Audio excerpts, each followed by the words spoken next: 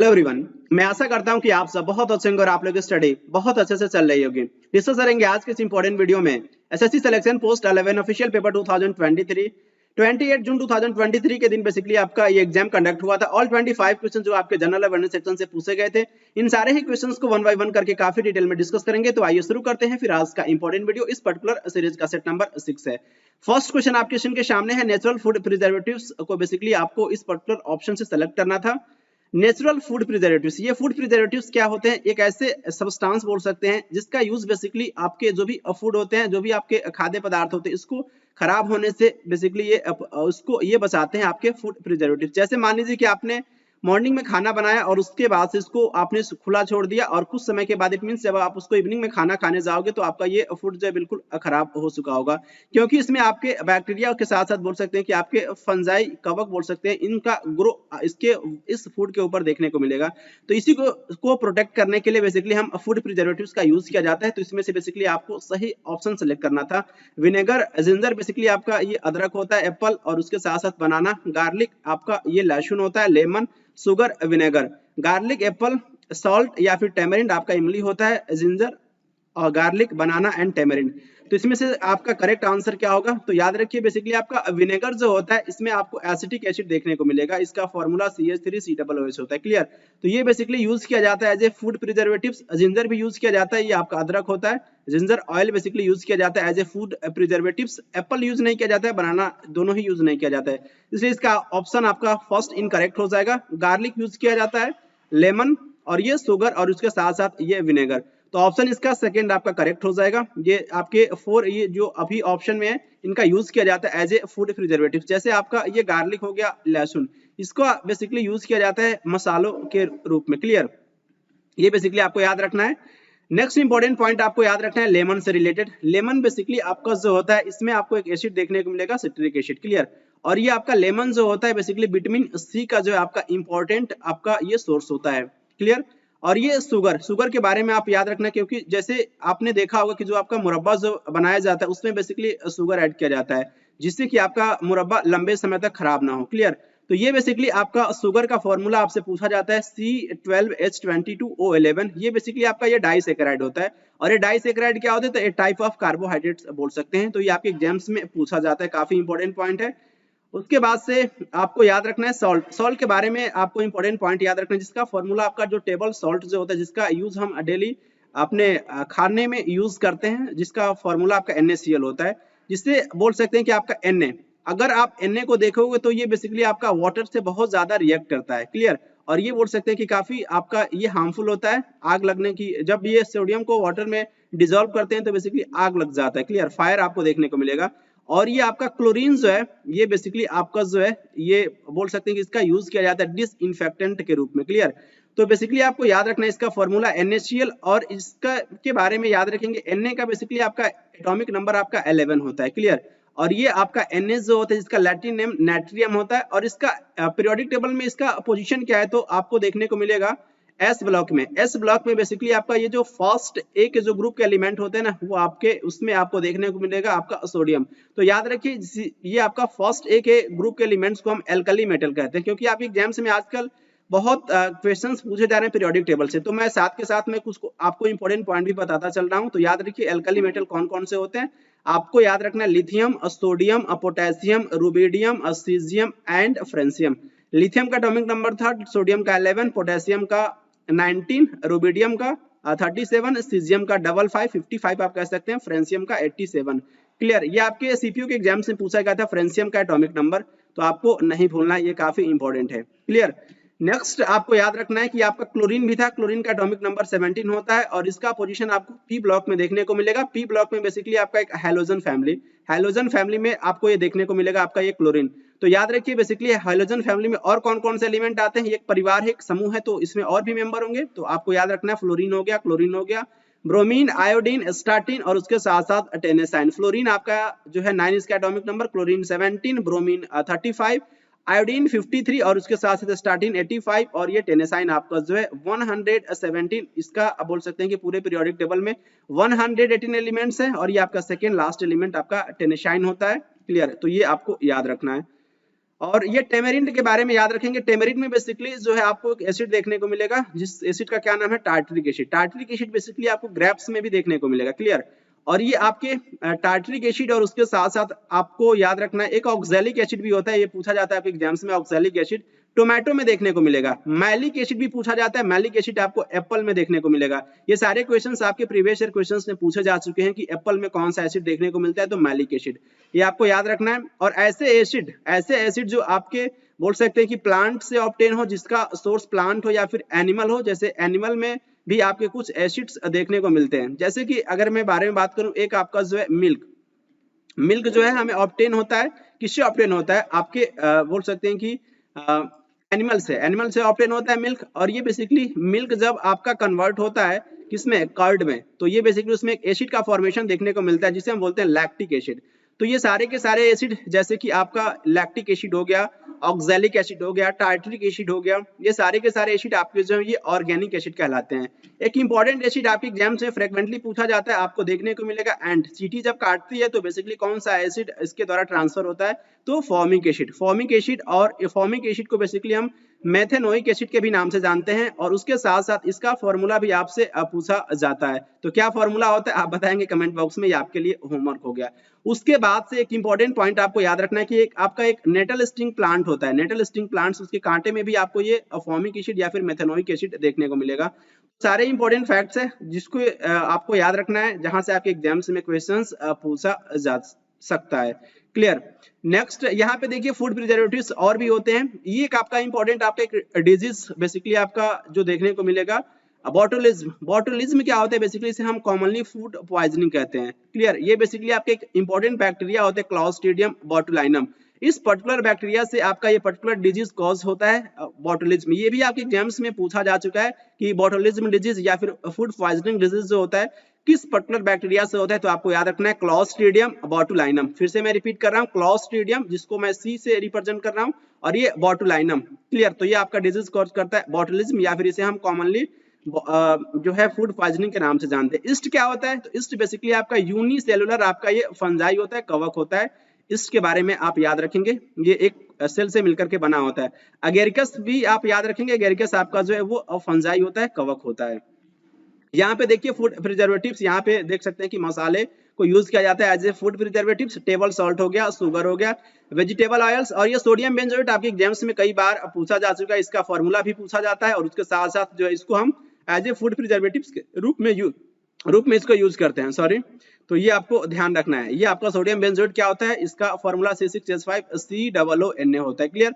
उसके साथ साथ सॉर्बिक एसिड, और उसके साथ साथ आपको याद रखना है कि प्रोपेनोइक एसिड, इन दोनों को यूज किया जाता है एज ए फूड प्रिजर्वेटिव्स। इतना सफिशिएंट है आपके लिए एक्सप्लेनेशन।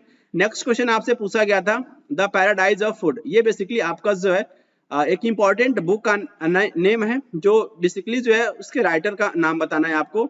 उस राइटर के द्वारा जो है 2020 का जैसे भी प्राइज जो लिटरेचर के लिए दिया जाता है, उनको ये दिया गया था, तो आपको बताना है। तो यहाँ पे देखिए ये आपका जो है 2022 winner the paradise of food, the paradise of food, ये बेसिकली इसके राइटर कौन है आपके, खालिद जावेद। ऑप्शन थर्ड आपका करेक्ट हो जाएगा। नागार्जुनी केव्स के बारे में क्वेश्चन आपसे पूछा गया है। ये बेसिकली जो है मौर्य जो आपके वंश के राजाओं के द्वारा इस नागार्जुनी केव्स को जो है वो डोनेट किया गया था, जो है किस पर्टिकुलर समुदाय को, क्लियर। आजीविका या फिर बोल सकते हैं कि बौद्धिज्म, लोकायत या फिर जैनिज्म। तो किसको ये जो है डोनेट किया गया था, दान दिया गया था बेसिकली जो है नागार्जुनी केव्स को, तो आजीविका समुदाय को, क्लियर। तो ये आपको याद रखना है। और ये बेसिकली मौर्य वंश के आपके फाउंडर कौन थे, तो चंद्रगुप्त मौर्य। चंद्रगुप्त मौर्य का नाम आपको याद रखना है। और चंद्रगुप्त मौर्य के गुरु का क्या नाम है, तो आपको नहीं भूलना है कौटिल्य चाणक्य विष्णुगुप्त। एक ही पर्सन का नाम है कौटिल्य चाणक्य विष्णुगुप्त। और इनका जो इंपॉर्टेंट बुक है आपके एग्जाम्स में कई बार पूछा जा चुका है, उनके बुक का नाम आप याद रखेंगे अर्थशास्त्र, जिसका संबंध इकोनॉमिक्स से ना होकर के किससे है, पॉलिटिक्स से है। उसके बाद से इनके दरबार में एक आपके जो है मेगास्थनीज नाम के जो है राजदूत रहा करते थे, आपके यूनानी राजदूत थे मेगास्थनीज। और मेगास्थनीज के द्वारा एक इंपॉर्टेंट जो है बुक लिखा गया इंडिका, ये भी आपके एग्जाम्स में फ्रिक्वेंटली पूछा जाता है, जिनका नाम आप याद रखेंगे। उसके साथ आपको याद रखना है कि चंद्रगुप्त मौर्य के जो आपके जो है पुत्र, उनके पुत्र का क्या नाम था? चंद्रगुप्त मौर्य के पुत्र का नाम, एक थोड़ा सा मैं आपको ओवरव्यू बता रहा हूं, उनके पुत्र का नाम था जो है बिंदुसार, लेकिन आपको कंफ्यूज नहीं होना है बिंबिसार से। बिंबिसार बेसिकली आपके जो है बिंबिसार, मैं फोकस कर रहा हूँ, ये आपके हर एक डायनेस्टी के फाउंडर माने जाते हैं आपके बिंबिसार, लेकिन बिंदुसार बोल सकते हैं कि आपके जो चंद्रगुप्त मौर्य के पुत्र का नाम था। और ये बिंदुसार के जो पुत्र कौन थे? आपके अशोक थे। क्लियर? तो ये बेसिकली आपको नहीं बोलना है। और ये अशोक के जो बेसिकली आपके पुत्र थे कौन थे? आपके जो है संघमित्रा जो है उनकी पुत्री, और ये आपका जो है इनके पुत्र का नाम आपको बताना है कमेंट बॉक्स में। बेसिकली इनको ये भेजे थे जो है बौद्ध धर्म को प्रसार करने के लिए श्रीलंका, संघमित्रा और उसके साथ अपने पुत्र को। क्लियर? तो इनका नाम आपको बताना है, इनके पुत्र का, अशोक के पुत्र का। क्लियर? नेक्स्ट यहाँ पे फोकस कीजिए, ये बेसिकली इंपॉर्टेंट पॉइंट है। बराबर हिल केव्स जो होता है बेसिकली आपको देखने को मिलेगा कि आपका ओल्डेस्ट आपका जो है ये रॉक कट आपका केव्स है, ये बेसिकली आपको देखने को मिलेगा जो है जहानाबाद डिस्ट्रिक्ट बिहार में आपको ये देखने को मिलेगा। और ये जो आपका बराबर जो आपका केव्स है जिसमें आपको 4 केव्स और उसके साथ साथ नागार्जुनी, इसमें 3 केव्स देखने को मिलेंगे। ये बेसिकली आपका हिल्स है, ये आपका नागार्जुनी हिल्स और उसके साथ साथ बराबर हिल्स, दोनों में आपको ये इसमें 4 केव्स और इसमें 3 केव्स देखने को मिलेगा। और ये बेसिकली जो है ये आजीविक बोल सकते हैं कि आपके जो भी समुदाय था इनको डोनेट किया गया था जो है मौर्य वंश के द्वारा। और ये आजीविका या फिर आजीविक कभी कभी आपको हिंदी में देखने को मिलेगा, इसके फाउंडर कौन थे? आपके जो है मकली घोषल थे। क्लियर? ये भी आपके एग्जाम्स में पूछा जाता है। नेक्स्ट आपको बताना है कि इसमें से कौन सा आपका जो है एक नॉन कॉन्स्टिट्यूशनल बॉडी आपके इंडियन कॉन्स्टिट्यूशन में देखने को मिलेगा।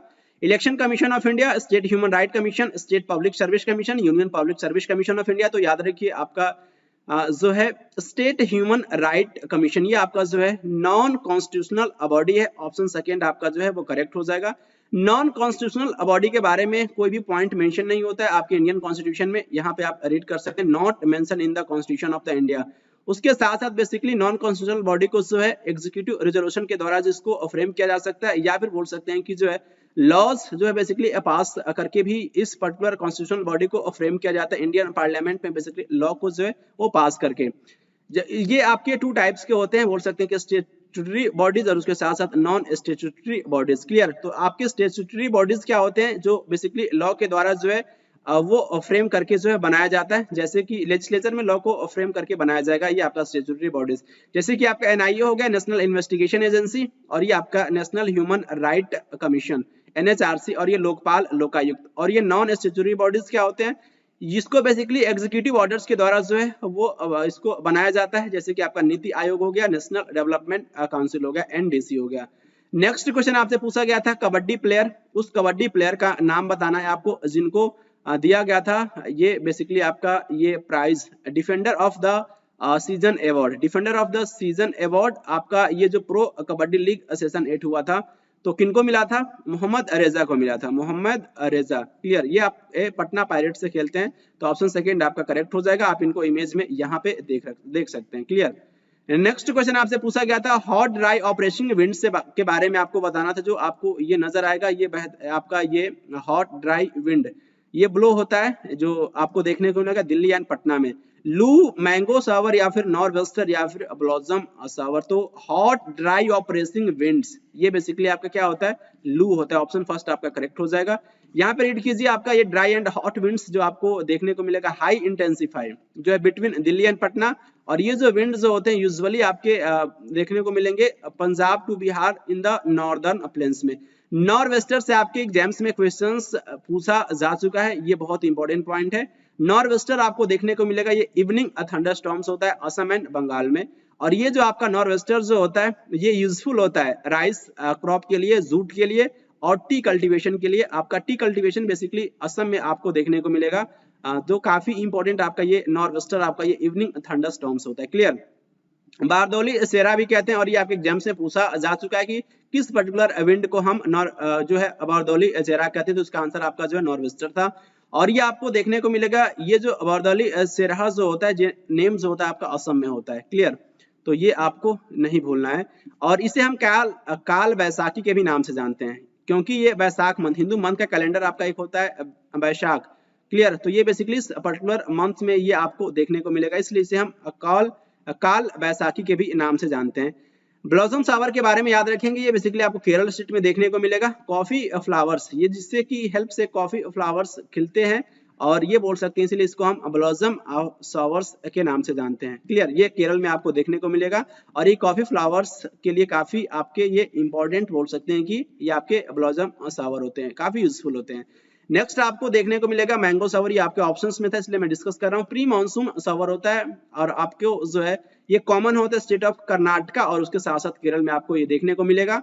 और ये बेसिकली ये जो रेंस, ये जो एक प्रकार का बारिश होता है, आम्र वर्षा इसे हिंदी में कहते हैं। तो आपको जो गर्मी का जो समर सीजन जो होता है इसके अंत में आपको ये देखने को मिलेगा और इसकी हेल्प से जो होता है आपके मैंगो आम जो होता है वो पकना स्टार्ट हो जाता है। ये हेल्प करता है आम को पकने में, इसलिए इस पर्टिकुलर जो है बोल सकते हैं कि जो आपका वर्षा जो होता है, सावर जो होता है, इसे हम मैंगो सावर्स के भी नाम से जानते हैं। नेक्स्ट क्वेश्चन आपसे पूछा गया था, उस पर्टिकुलर फेस्टिवल का नाम बताना था आपको, जो है जो मुस्लिम कम्युनिटी के द्वारा जो है वो सेलिब्रेट किया जाता है, लेकिन उसे हम बरा वफत के नाम से जानते हैं। मुहर्रम, मिलादुन नबी, ईद उल जुहा या फिर सब ये वरद। तो याद रखिए मिलादुन नबी को बेसिकली हम बारह वफत के नाम से जानते हैं, तो इसका ऑप्शन आपका जो है वो सेकंड हो जाएगा। मुहर्रम, सारे के सारे फेस्टिवल बेसिकली जो मुस्लिम कम्युनिटी के द्वारा ये सेलिब्रेट किया जाता है, तो इनका नाम आपको याद रखना है, क्योंकि कभी कभी आपके इस तरीके से भी क्वेश्चन पूछे जाते हैं कि आपका कौन सा फेस्टिवल जो है किस कम्युनिटी के द्वारा जो वो सेलिब्रेट किया जाता है। नेक्स्ट क्वेश्चन आपसे पूछा गया था यामिनी कृष्णमूर्ति, ये बेसिकली आपके जो है इंपॉर्टेंट आंसर आप बोल सकते हैं कि आपके इनके द्वारा ओपन किया गया था यामिनी स्कूल ऑफ डांस। ये जो किस पर्टिकुलर आपके जो है बोल सकते हैं कि सिटी में ओपन किया गया था, इनको कट कर दीजिए। तो ये बेसिकली ये 1990 में इसको ओपन किया गया था, Yamini school of dance, Yamini Krishnamurthy के द्वारा मुंबई में या फिर दिल्ली में या फिर चेन्नई में या फिर हैदराबाद में। तो ये बेसिकली इनके द्वारा Yamini school of dance open किया गया था दिल्ली हौज खास में। हौज खास में आपको दिल्ली में ये पर्टिकुलर लोकेशन देखने को मिलेगा, हौज खास। इनके द्वारा ये Yamini school of dance open किया गया था। इनके बारे में याद रखेंगे, यामिनी कृष्णमूर्ति ये आपके इंडियन इंपॉर्टेंट क्लासिकल डांस, जैसे कि आपका भारतनाट्यम तमिलनाडु में देखने को मिलता है, कुचिपुड़ी आंध्र प्रदेश में देखने को मिलता है और ये इसके इंपॉर्टेंट डांसर आप मानी जाती हैं, दोनों ही क्लासिकल डांस के, भारतनाट्यम और उसके साथ साथ कुचिपुड़ी, यामिनी कृष्णमूर्ति। क्लियर, और इनके द्वारा ओपन किया गया था हौज खास न्यू दिल्ली में जो है यामिनी स्कूल ऑफ डांस। और इनका जो ऑटोबायोग्राफी का नाम आप याद रख सकते हैं, a passion for dance, a passion for dance इनका ऑटोबायोग्राफी है। क्लियर, इनको जो है बेसिकली अवार्ड दिया जा चुका है, इनके अवार्ड का नाम आप याद रखेंगे, पद्मश्री से इनको सम्मानित किया जा चुका है 1968 में, पद्म भूषण 2001 में और ये पद्म विभूषण 2016 में। और ये नाट्य शास्त्र, ये नाट्य शास्त्र अवार्ड जो है basically Shambhavi school of dance के द्वारा इनको दिया जा चुका है। बेसिकली 2014 में दिया गया था, 8 मार्च में बेसिकली आपका इंटरनेशनल जो आपका वुमेन्स डे होता है, बेसिकली वुमेन्स डे, इस पर्टिकुलर आपके जो है ओकेजन पे दिया गया था ये पर्टिकुलर आपका अवार्ड। नेक्स्ट आपको बताना है कि भजन सोपोरी, इनका संबंध जो है किस म्यूजिकल इंस्ट्रूमेंट से है, सितार, सुरबहार, संतूर, सरोद। तो यहाँ पे इनको देख सकते हैं भजन सोपोरी को, तो इनका संबंध बेसिकली जो है ये क्या बजाते हैं, ये आपके संतूर वादक है। ऑप्शन थर्ड आपका करेक्ट हो जाएगा। यहाँ पे देखिए इंपॉर्टेंट आपके संतूर प्लेयर जिनके नाम आपको याद रखने हैं, आपके एग्जाम्स में फ्रिक्वेंटली पूछा जाता है, जैसे कि आपसे पूछा जाता है, कई बार पूछा जा चुका है, शिव कुमार शर्मा, ये आपके इंपॉर्टेंट आपके जो है ये संतूर वादक हैं। तरुण भट्टाचार्य का भी नाम आपको याद रखना है, उसके साथ साथ आपके जो है राय जराम और आपके देशद, और ये आपका जो अभय सोपोरी, भजन सोपोरी, अभय सोपोरी, भजन सोपोरी, आर विश्वेश्वरन और ये सतीश व्यास। तो काफी इंपॉर्टेंट है, इनका नाम आपको याद रखना है। और यहाँ पे ये आप देख सकते हैं इंस्ट्रूमेंट, म्यूजिकल इंस्ट्रूमेंट संतूर, और ये आपका इमेज है किसका, जो है शिव कुमार शर्मा जी का, तो ये आपको याद रखना है। नेक्स्ट क्वेश्चन आपसे पूछा गया था बेसिकली जो उस पर्टिकुलर स्टोन का नाम आपको बताना था जो आपका कन्वर्ट करता है ऑल बेसर मेटल्स लाइक आयरन को किसमें, आपका गोल्ड में। तो उस पर्टिकुलर स्टोन का नाम आपको बताना है, फिलोसफर्स स्टोन या फिर इमेरल्ड या फिर जेड या फिर कॉपर स्टोन। तो बेसिकली क्या होता है आपका जो है ये फिलोसफर्स स्टोन होता है। ऑप्शन फर्स्ट आपका करेक्ट हो जाएगा।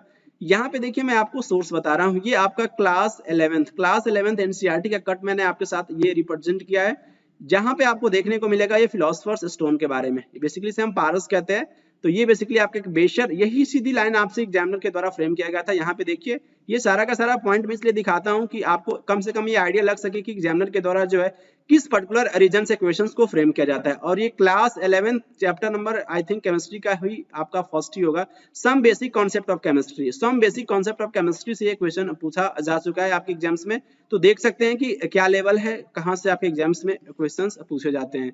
क्लियर? तो ये आप एज ए रेफरेंस के रूप में आपको ये रखना है, कम से कम आइडिया तो लगे कि क्वेश्चन पूछे कहाँ से जा रहे हैं, जो आने वाले एग्जाम्स होंगे उसके लिए आप अच्छे से अपने आप को प्रिपेयर कर पाओगे, क्योंकि आपका मेन मोटो होना है प्रीवियस ईयर क्वेश्चंस को सॉल्व करना, एग्जामिनर के नस को पहचानना कि वो कहाँ से क्वेश्चंस आपके सामने जो है वो पुट करते हैं, तो इससे थोड़ा बहुत आइडिया चल जाता है कि किस टाइप के क्वेश्चंस आपके एग्जाम्स में पूछे जाएंगे। क्लियर? नेक्स्ट क्वेश्चन आपसे पूछा गया था पुराना किला के बारे में। तो पुराना किला जो है बेसिकली आपको दिल्ली में देखने को मिलेगा, और किस पर्टिकुलर रूलर्स को क्रेडिट जाता है इसके कंस्ट्रक्शन को लेकर के, किसके द्वारा जो है ये बनवाया गया था आपका ये पुराना किला? Babur and Akbar, Qutbuddin and Iltutmish, Shahjahan and Jahangir and Humayun and Sher Shah. तो दोनों ही बोल सकते हैं कि इनको क्रेडिट जाता है, दोनों ही रूलर्स को, हुमायूं और उसके साथ साथ शेर शाह को। यहाँ से आप पढ़िए, आपको कॉन्सेप्ट की क्लैरिटी आएगी। हुमायूं बेसिकली जो है सिंहासन पे बैठे थे 1530 में, और उसके साथ साथ जो है क्योंकि 1530 में बाबर की डेथ हो जाती है। क्लियर? 1530 में, तो 1530 में डेथ होने की बात से जो है हुमायूं सिंहासन पे बैठते हैं, और 1533 में उन्होंने जो है न्यू सिटी दीन पनाह को उनके द्वारा स्टैब्लिश किया गया था, जो बोल सकते हैं कि आपके यमुना रिवर के बैंक्स पे, यमुना नदी के किनारे। क्लियर? और ये 1540 में बेसिकली शेर शाह जो है बेसिकली हुमायूं को पराजित करते हैं आपके शेर शाह, और ये कंप्लीटली डिस्ट्रॉय कर देते हैं आपके शेर शाह दीन पनाह को। क्लियर? और उसके साथ साथ जो उनके ग्राउंड पे बेसिकली जो है न्यू कैपिटल जो है बनवाया जाता है शेर शाह के द्वारा, और जिसे हम नाउ नोन एज, अब हम इसी को क्या बोलते हैं, पुराना किला फोर्ट बोलते हैं। क्लियर? तो ये बेसिकली आपको साउथ ईस्टर्न दिल्ली में देखने को मिलेगा, इसलिए दोनों ही बोल सकते हैं कि रूरल को क्रेडिट जाता है ये आपका जो है पुराना किला का, हुमायूं और उसके साथ साथ शेर शाह को, इसलिए इसका आंसर आपका जो है वो फोर्थ हो जाएगा। क्लियर? विशाखापट्टनम ऑयल रिफाइनरी जो आपका हिंदुस्तान पेट्रोलियम कॉर्पोरेशन लिमिटेड का एक इंपॉर्टेंट आपका जो है ये ऑयल रिफाइनरी है विशाखापट्टनम, तो इसकी क्षमता आपको बताना था। 6.5 million metric tons per annum, 9.69 million metric tons per annum, 8.3 million metric tons per annum, 5.5 million metric tons per annum. तो याद रखिए इसकी क्षमता कितना है, 8.3 million metric tons per annum Visakhapatnam oil refinery का। हिंदुस्तान पेट्रोलियम कॉर्पोरेशन लिमिटेड, इनके द्वारा जो इंडिया में 2 मेजर रिफाइनरीज को ओन किया गया है। फर्स्ट है आपका मुंबई जिसका क्षमता 9.5 million turns per annum per year या फिर पर एनम एक ही बात हुआ, और ये आपका विशाखापट्टनम जिसकी क्षमता 8.3 मिलियन टन्स पर एनम या फिर पर ईयर बोल सकते हैं, जो आपके इस क्वेश्चन में पूछा गया था। कौन बने हैं आपके भारत के सेकेंड हाईएस्ट टेस्ट मैच में विकेट लेने वाले? अनिल कुंबले को ये पीछे छोड़ चुके हैं। मार्च 2022 में ये इनके द्वारा कंप्लीट किया गया था, ये मुकाम हासिल किया गया था। यशवेंद्र चहल, रविचंद्र अश्विन, ईशांत शर्मा, मोहम्मद शमी। तो याद रखिए ये किनके द्वारा कंप्लीट किया गया है, ये मुकाम जो है अचीवमेंट जो है किया गया है, ये किनका अचीवमेंट है? रविचंद्र अश्विन। ऑप्शन सेकंड आपका करेक्ट हो जाएगा। कॉन्स्टिट्यूशन आपका 127 कॉन्स्टिट्यूशनल अमेंडमेंट बिल 2021 इंट्रोड्यूस किया गया था लोकसभा में, किसके द्वारा जो है? अगस्त 2021 में। Minister of social justice and empowerment या फिर minister of minority affairs, minister of tribal affairs, minister of rural development. तो याद रखिए ये बेसिकली जो इंट्रोड्यूस किया गया था minister of social justice and empowerment के द्वारा। यहाँ पे देख सकते हैं द कॉन्स्टिट्यूशन आपका 127 ये आपका लोकसभा में इंट्रोड्यूस किया गया था minister of social justice and empowerment आपके डॉक्टर वीरेंद्र कुमार के द्वारा अगस्त 9, 2021 को। नेक्स्ट क्वेश्चन आपसे पूछा गया था बेसिकली आपको डिफाइन करना है कौन सा आपका ये स्टेटमेंट जो है आपका ये डिफाइन करता है अनएम्प्लॉयमेंट रेट, जो बेसिकली इंडिया में कैलकुलेट किया जाता है। अनएम्प्लॉयमेंट बेसिकली आपका बेरोजगारी। क्लियर? तो इसके जो रेट जो होता है ना, दर होता है, बेरोजगारी की दर जो इंडिया में कैलकुलेट किया जाता है, ये कौन सा आपका ये जो स्टेटमेंट आपका ये डिफाइन करता है। जो परसेंटेज ऑफ जो लोगों का जो आपका बेरोजगार जो लोग होते हैं इनका परसेंटेज जो किनके बीच में जो है आपके लेबर फोर्स लोगों के बीच में, या फिर बोल सकते हैं कि जो आपका जो परसेंटेज जो होता है पर्सन का, बेरोजगार पर्सन का जो आपका परसेंटेज, क्लियर, जो आपके टोटल पॉपुलेशन के बीच में, या फिर जो आपका परसेंटेज जो होता है पर्सन का जो है आपके लेबर फोर्स में, या फिर जो आपका परसेंटेज जो आपके एम्प्लॉयड पर्सन जो होते हैं आपके पॉपुलेशन में। तो इसका करेक्ट आंसर क्या होगा? ऑप्शन जो आपका ये फर्स्ट जो है ये आपका ये डिफाइन करता है आपका जो है इंडिया में जो है बेसिकली आपका ये जो अनएम्प्लॉयमेंट रेट, जो परसेंटेज जो होता है पर्सन अनएम्प्लॉयड है, जो आपके persons in the labour force में, इनके बीच में बेसिकली ये परसेंटेज जो है वो ऐसे पर्सन का जो कैलकुलेट किया जाता है आपका जो है अनएम्प्लॉयड, ये आपका रेट। क्लियर? तो ये आपका ऑप्शन फर्स्ट आपका करेक्ट हो जाएगा। नेक्स्ट क्वेश्चन आपसे पूछा गया था इलेक्शन कमीशन ऑफ इंडिया, इसको स्टैब्लिश किया गया था किस पर्टिकुलर ईयर में? 1953 में, 1952 में, 1950 में या फिर 1951 में? तो ये कब स्टैब्लिश किया गया था? आपका ये 25 जनवरी 1950 में स्टैब्लिश किया गया था election commission of India. Option third आपका करेक्ट हो जाएगा। ये इंपॉर्टेंट इन्फॉर्मेशन याद रखेंगे। इलेक्शन कमीशन ऑफ इंडिया एक autonomous constitutional authority, it means ये आपका कॉन्स्टिट्यूशनल बॉडी है और इनके द्वारा जो है ये एडमिनिस्ट्रेट किया जाता है, बोल सकते हैं इलेक्शन, जैसे कि Lok Sabha, Rajya Sabha, state legislative assemblies और उसके साथ साथ जो offices of the president and vice president, जो इलेक्शन कंडक्ट इनके द्वारा ये करवाया जाता है इलेक्शन कमीशन ऑफ इंडिया के द्वारा। पार्ट 15 में आपको देखने को मिलेगा इंडियन कॉन्स्टिट्यूशन में, और उसके साथ साथ इनको स्टैब्लिश किया गया था 25 जनवरी 1950 में। और आर्टिकल रिलेटेड आपको याद रखना है 324 टू 329, ये आपका आर्टिकल रिलेटेड होता है इलेक्शन कमीशन से। क्लियर? और ये बेसिकली ओरिजिनली आपका ये कमीशन जो है ओनली वन इलेक्शन कमिश्नर हुआ करते थे इस पर्टिकुलर आपके जो है इस कॉन्स्टिट्यूशनल बॉडी में। लेकिन क्या हुआ कि आपका एक एक्ट आया इलेक्शन कमिश्नर अमेंडमेंट एक्ट 1989, इस पर्टिकुलर एक्ट के द्वारा जो है ये आपका ये जो आपका कमीशन जो है ये बेसिकली बोल सकते हैं कि आपका ये मल्टी मेंबर बॉडी हो गया। क्लियर? और जिसमें आपको देखने को मिलेगा वन चीफ इलेक्शन कमिश्नर और उसके साथ साथ 2 आपके इलेक्शन कमिश्नर्स। क्लियर? तो ये आपको याद रखना। ये भी क्वेश्चन आपके एग्जाम्स में पूछा जा चुका है कि कब ये आपका जो किस पर्टिकुलर ईयर में आपका इलेक्शन कमीशन ऑफ इंडिया आपका जो है ये मल्टी मेंबर बॉडी हुआ। तो कब हुआ था आपका? 1989 में। तो ये एग्जाम्स में आपसे पूछा जा चुका है। नेक्स्ट क्वेश्चन आपसे पूछा गया था ये ट्राई पैट्रियट स्ट्रगल, त्रिपक्षीय संघर्ष, ये आपका फेमस आपका ये संघर्ष रहा है और ये बेसिकली आपका जो है किस पर्टिकुलर ये मिडिवल पीरियड में देखा गया है। तो उस पर्टिकुलर आपका जो है लोकेशन का नाम बता जिसके लिए आपका ये ट्राईपैट्रियट आपका जो है ये त्रिपक्षीय संघर्ष हुआ था। ये पर्टिकुलर आपका प्लेस क्या था आपका जो है ये कन्नौज को लेकर के हुआ था। क्लियर? मिडिवल पीरियड में। तो यहाँ पे देखिए ट्राईपार्टाइट आपका स्ट्रगल, त्रिपक्षीय संघर्ष, ये बेसिकली जो है नॉर्दर्न इंडिया कन्नौज को लेकर के हुआ था 9th सेंचुरी में।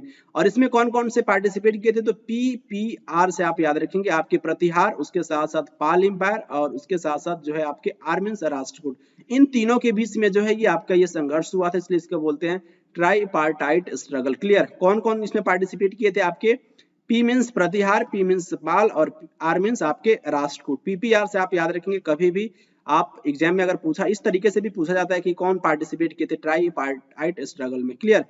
नेक्स्ट क्वेश्चन आपसे पूछा गया था बसंत ऋतु। बसंत ऋतु एक आपका जो है बोल सकते हैं कि ये बसंत ऋतु क्या है आपका? ये ड्यूरेशन है, बोल सकते हैं कि जो देखने को मिलेगा प्रत्येक month according to the Gregorian calendar. तो ये आपका जो है बसंत ऋतु कब देखने को मिलेगा? आपको बेसिकली ग्रीगोरियन कैलेंडर में आपको बताना है। जनवरी एंड फरवरी में देखने को मिलता है या फिर जुलाई अगस्त में, मार्च अप्रैल में या फिर मई जून में। तो यहाँ पे देखिए आपको कॉन्सेप्ट की क्लैरिटी आएगी। ये आपका ग्रीष्म ऋतु बेसिकली आपका ये समर होता है और जो आपको देखने को मिलेगा बैसाख जेठ में और ये मिड अप्रैल टू मिड जून। लेकिन आपसे पूछा क्या गया था? आपसे पूछा गया था बसंत ऋतु के बारे में। तो स्प्रिंग होता है और ये आपको देखने को मिलेगा फागुन चैत, ये आपका मैथिली मंथ होता है। क्लियर? ये आपका हिंदू कैलेंडर और ये मिड फरवरी टू मिड मई दे रखा है इसमें। क्लियर? तो लेकिन बेसिकली आपके ऑप्शन में क्या मेंशन था? आपके ऑप्शन में जो है आपका मार्च एंड अप्रैल होगा, क्योंकि आपका जनवरी फरवरी में नहीं होता है। ये बेसिकली आपका जो है कब से स्टार्ट होता है? तो मार्च से। तो इसमें फरवरी टू मिड मई दे रखा है, ग्रीगोरियन मंथ्स है आपका यहाँ पे। तो इसका आंसर बेसिकली आपका जो है SSC के द्वारा जो है वो थर्ड दिया गया था, मार्च टू अप्रैल। क्लियर? इस पॉइंट को भी आप याद रखेंगे, काफी एग्जाम्स के लिए आपके लिए इंपॉर्टेंट हो सकता है। नेक्स्ट क्वेश्चन आपसे पूछा गया था कितने आपके जो है डायरेक्टिव प्रिंसिपल डीपीएसपी का कॉन्सेप्ट किस पर्टिकुलर कंट्री से लिया गया, आयरलैंड से लिया गया है। डीपीएसपी का concept directive principle of state policy, जो बेसिकली इसमें अमेंडमेंट हुआ था 42nd अमेंडमेंट एक्ट 1976। कितने आपके डीपीएसपी को ऐड किया गया था इस पर्टिकुलर अमेंडमेंट के द्वारा, 5, 3, 2 या फिर 4। तो कितने ऐड हुए थे, 4 ऐड हुए थे। कौन कौन से ऐड हुए थे याद रखेंगे। 42nd अमेंडमेंट एक्ट 1976 जिसमें बेसिकली 4 न्यू डीपीएसपी को ऐड किया गया था ओरिजिनल लिस्ट में। फर्स्ट यहाँ पे देखिए जो आपके जो सिक्योर बोल सकते हैं अपॉर्चुनिटीज को सिक्योर करना किसके लिए, आपके हेल्थ डेवलपमेंट ऑफ किसके लिए, चिल्ड्रेन के लिए। हेल्थ डेवलपमेंट जो है बेसिकली चिल्ड्रेन के लिए उनके अपॉर्चुनिटीज को सिक्योर करना, ये आर्टिकल 39 इसमें ऐड किया गया था।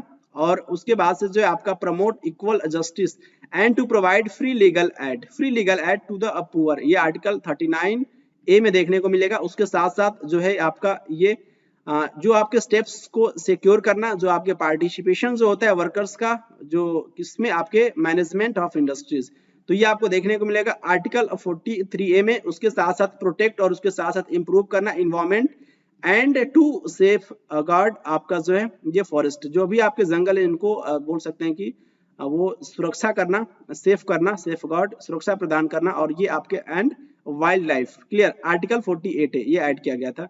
तो आपके ये 4 आपके बोल सकते हैं कि डीपीएसपी ऐड किए गए थे आपके 42nd अमेंडमेंट एक्ट 1976 में। 1, 2, 3, 4 ये आप याद रखेंगे।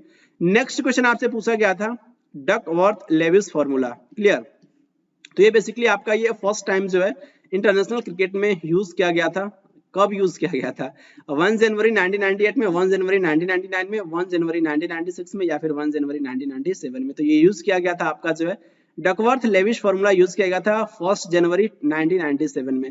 तो ये बेसिकली आपका ये होता क्या है, ये आपका डकवर्थ लेविस फॉर्मूला क्या होता है, ये बेसिकली इंटरनेशनल क्रिकेट में इसको यूज किया जाता है। मान लीजिए कि आप दो टीमों के बीच मैच हो रहा है, क्लियर, और आपका मौसम खराब हो गया, वेदर खराब हो गया, आपने सुना भी होगा कभी कभी क्रिकेट हो रहा होता है ग्राउंड पे और ये बारिश आ जाती है, तो गेम को स्टॉप करना पड़ता है। तो गेम को स्टॉप करने के बाद से ड्यूरेशन तो मान लीजिए कि फिक्स होता है, तो उसके में क्या होता है कि मान लीजिए कोई आपका टीम है, तो उसके द्वारा जो भी रन बनाया गया होता है, तो उस जो आपको उसी पे मैच के ड्यूरेशन को कम करके बेसिकली जो विपक्षी टीम को कुछ उसके टारगेट दे दिए जाते हैं, कितने टारगेट आपको इतने रन बनाने हैं, इतने ओवर में बनाने हैं, इतने आपको जो है ओवर देखने को मिलेंगे। तो इस तरीके से बेसिकली जो है मौसम खराब होने की वजह से आपका ये फॉर्मूला जो है ये इंप्लीमेंट किया जाता है, डकवर्थ लेविस फॉर्मूला आपके इंटरनेशनल क्रिकेट में। क्लियर, यहाँ पे देख सकते हैं ये आपका फर्स्ट टाइम जो है बेसिकली जो है ये यूज किया गया था, जो जिम्बाब्वे और उसके साथ साथ इंग्लैंड के बीच ये मैच हो रहा था 1 जनवरी 1997 में। जिम्बाब्वे बेसिकली जो है जीत गया था इस पर्टिकुलर मैच में 7 रन से। क्लियर, और जो आपके 2 इंग्लिश आपके स्टैटिस्टिशियंस थे आपके फ्रैंक डकवर्थ और ये टोनी लेविस के द्वारा इस पर्टिकुलर मेथड को दिया गया था। क्लियर, नेक्स्ट क्वेश्चन आपसे पूछा गया था, आपको बताना था इनके द्वारा जो है डिप्रेस्ड क्लासेस एसोसिएशन जो है ये इनको फाउंड किया गया था 1930 में। स्वामी सहजानंद सरस्वती, महात्मा गांधी, डॉक्टर भीमराव अंबेडकर या फिर जयप्रकाश नारायण। तो ये किनके द्वारा फाउंड किया गया था, डिप्रेस्ड क्लासेस एसोसिएशन 1930 में डॉक्टर भीमराव अंबेडकर जी के द्वारा। ऑप्शन थर्ड आपका करेक्ट हो जाएगा।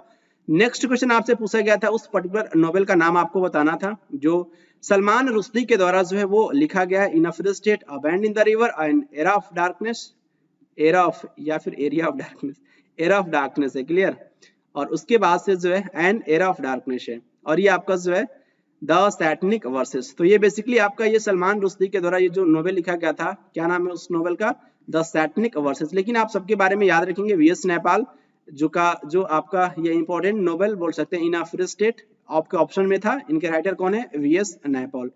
और उसके बाद से A band in the river, ये भी आपके ऑप्शन में था, ये भी बोल सकते हैं कि ये नोवेल है जो बोल सकते हैं कि विनर है आपके Nobel prize in literature, V S Naipaul, इस पर्टिकुलर नोवेल को लेकर के, a bend in the river.